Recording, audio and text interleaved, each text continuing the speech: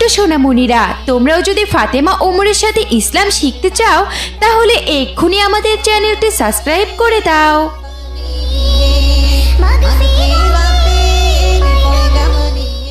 বিকেলের শেষ ভাগ, সূর্য ডুবু ডুবু। তানিয়া আনন্দে ঘর থেকে বেরিয়ে উঠানে আসে, আর তার মা হালিমা বেগম উঠান ঝাড়ু দিচ্ছে।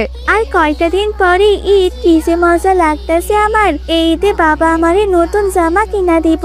ঈদের দিন মজার মজার খাওন খামো আমি। কত মজা হইব, তাই না মা কও? দেখছো আমার পাগলি মাইয়াটার কাণ্ড। অহনিয়া তো খুশি হওয়ার কিছু নাই মা, ঈদ হওয়ার তো এখনো বেশ কয়েকদিন দেরি আছে। এইবার ঈদে অবশ্যই তোমার বাবা তোমার জন্য একটা নতুন জামা কিনে দিব। যাও মা, অহন হাত মুখ ধুইয়া কোরআন তিলাওয়াত করো। একটু পরেই মাগরিবের আজান হইব। তোমার বাবা আইসা যদি দেখে তুমি এখানে দাঁড়ায় আসো, তাইলে কিন্তু তোমার বাবা খুব রাগ করবো। তখনই সেখানে করিম মিয়া ক্লান্ত শরীরে রিকশা নিয়ে প্রবেশ করেন। তার কপালে ঘাম, মুখটা রোদে পুড়ে তামাটে হয়ে গেছে। ওই দেখো মা, কইতে না কইতেই তোমার বাবা চলে আইছে। কি ব্যাপার, তোমরা এখানে দাঁড়ায় আছো যে? আর কিছুক্ষণ পরেই তো আজান হইব। হালিমা, তোমার তো এই সময় কোরআন তিলওয়াত করার কথা। মা, তোমারে না আমি কইছি, তুমি যদি পুরা রমজান মাস মিলা কোরআন শরীফ খতম দিতে পারো তাইলে আমি ঈদে তোমারে নতুন একখানা জামা কিনা দিমু।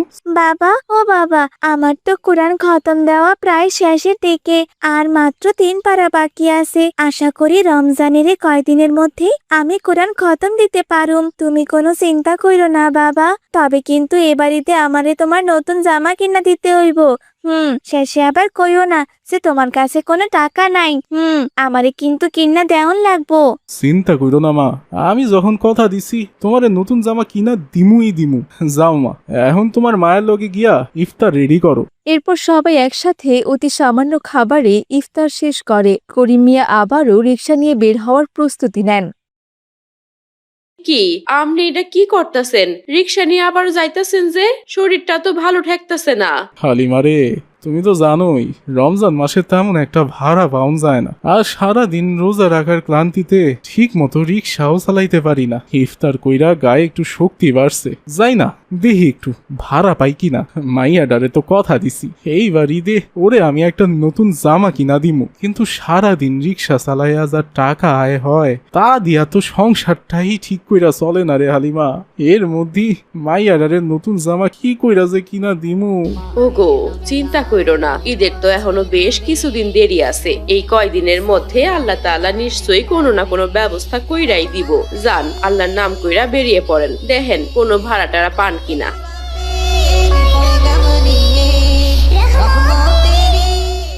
শহরের ব্যস্ত রাস্তা। আব্দুর রহমান তার 2 সন্তান ওমর ও ফাতিমাকে নিয়ে কেনাকাটা শেষ করে ফিরছিলেন। পথে করিম মিয়ার সাথে তার দেখা হয়। আরে করিম মিয়া, দাঁড়াও দাঁড়াও, আমাকে একটু বাসায় পৌঁছে দিয়ে এসো ভাই। এই যে আমার বাচ্চাদের নিয়ে একটু মার্কেটে গিয়েছিলাম। আসসালামু আলাইকুম রহমান ভাই, কেমন আছেন? এই তো আলহামদুলিল্লাহ ভালো, তুমি ভালো আছো তো? এই দেখো আমার ছেলে ওমর আর মেয়ে ফাতেমা। আসসালামু আলাইকুম চাচা, আপনি কি রোজা রেখেছেন? ওয়ালাইকুম আসসালাম বাবা, রোজা তো আছি। বাবা, চাচার রিক্সায় তো অনেক জায়গা, আমরা কি এই ব্যাগটা চাচার পাশে রাখতে পারি? গরিবের আবার ভালা নেন না, সারাদিন রোজা থাকার পরেও আবার রিক্সা নিয়ে বের হইতে হইছে একটু বাড়তি ইনকামের আশায়। সামনেই তো ঈদ, আর ঈদের মধ্যে তো অনেক খরচ, আপনি তো জানেনই। তার উপর আবার মাইয়াটা জেদ ধরছে, এবারে ঈদে ওরে একটা নতুন জামা কিনা দিতে হইব। বাবা, এই চাচার মেয়ে কি আমাদের মতো বড়? ওর জন্য কি জামা কেনা হয়নি এখনো? না রে বাবা, ওরা অনেক কষ্ট করে। করিম, তুমি চিন্তা করো না, পরিশ্রম করো, নিশ্চয়ই আল্লাহ তাআলা তোমার মুখের দিকে তাকাবেন। আর হ্যাঁ শোনো, ঈদের আগে আমার সাথে একটু দেখা করো, আমি বোনাসের কিছু টাকা পাবো, সেই টাকা গরিবদের মাঝে বিলি করে দেব। তোমার জন্য কিছু টাকা রেখে দিব নে। বাবা, আমার ড্রেসটা তো অনেক সুন্দর, চাচার মেয়ের জন্য কি আমরা সুন্দর ড্রেস কিনবো? অবশ্যই মা। করিম, তোমার সাথে যদি রাস্তায় দেখা না হয় তাহলে বাড়িতে গিয়ে টাকা নিয়ে এসো। আচ্ছা ঠিক আছে স্যার, ওঠেন, আপনার আমি বাড়িতে পৌঁছাই দিয়ে আসি।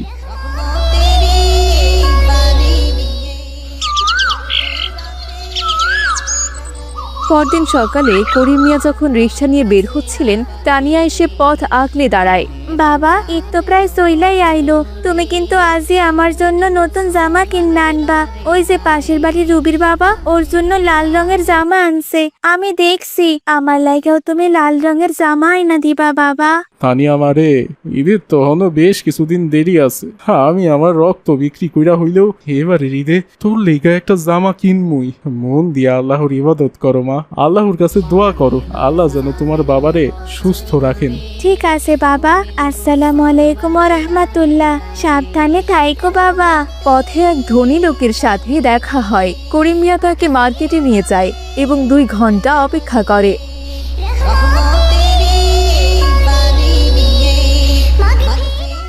এই রিক্সাওয়ালা, থাম থাম, আমি আবার বাসার কাছে চলে আসছি। এই নে তো 30 টাকা ভাড়া। এ কি স্যার, আপনি এটা কি করতেছেন? মাত্র 30 টাকা ভাড়া দিতেছেন যে?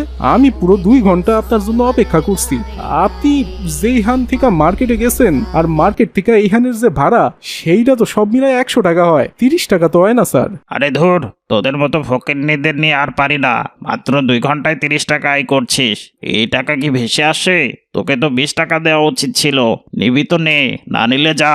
লোকটি টাকা না দিয়ে গট গট করে ভেতরে চলে যায়। করিম মিয়া একা দাঁড়িয়ে কাঁদতে থাকেন। হায় আল্লাহ, আপনি দেখতাছেন আল্লাহর দুনিয়াতে এমন মানুষও আছে রিক্সা চালকের টাকা মাইরা খায়। রিক্সাওয়ালার 100 টাকার বেশি দেখলো, আমার টাকা না দিয়াই চইলা গেল। তুমি তার হিসাব কইরো আল্লাহ, হিসাব কইরো।